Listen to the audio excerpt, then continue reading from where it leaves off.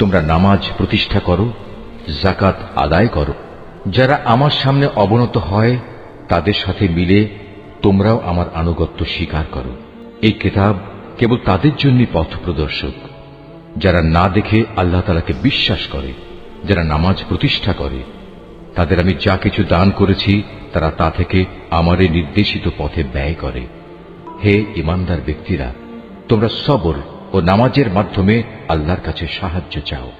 যাবতীয় হক আদায় করে নামাজ প্রতিষ্ঠা করা অবশ্যই একটা কঠিন কাজ, কিন্তু যারা আল্লাহকে ভয় করে তাদের কথা আলাদা।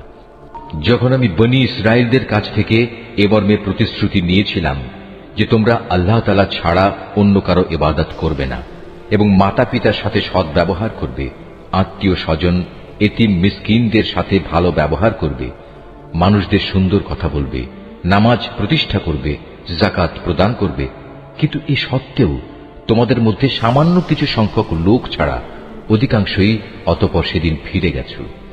এভাবেই তোমরা প্রতিশ্রুতি থেকে মুখ ফিরিয়ে নিয়েছিলে। তোমরা নামাজ প্রতিষ্ঠা করো এবং যাকাত আদায় করো। এর মাধ্যমে যেসব নেকি তোমরা আল্লাহর কাছে অগ্রিম পাঠাবে তার কাছে এর সবই তোমরা মজুদ পাবে। তোমরা যা কিছুই করো আল্লাহ তাআলা অবশ্যই এর সব কিছু দেখতে পান। হে মানুষ, তোমরা যারা ঈমান এনেছ, পরম ধৈর্য ও খালেস নামাজের মাধ্যমে তোমরা আমার কাছে সাহায্য প্রার্থনা করো। অবশ্যই আল্লাহ তাআলা ধৈর্যশীল মানুষদের সাথে আছেন। তোমরা নামাজ সমূহের উপর গভীরভাবে যত্নবান হও, বিশেষ করে মধ্যবর্তী নামাজ, এবং আল্লাহর জন্য বিনীতভাবে দাঁড়িয়ে থাকো।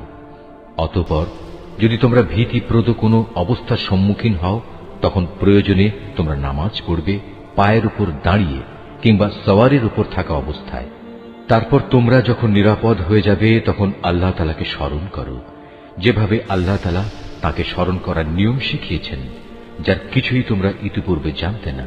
যারা সত্যিকার অর্থে আল্লাহ তাআলার উপর ঈমান এনেছে এবং ভালো কাজ করেছে, নামাজ প্রতিষ্ঠা করেছে, যাকাত আদায় করেছে, তাদের সেদিন কোনো ভয় থাকবে না, তারা সেদিন চিন্তিতও হবে না।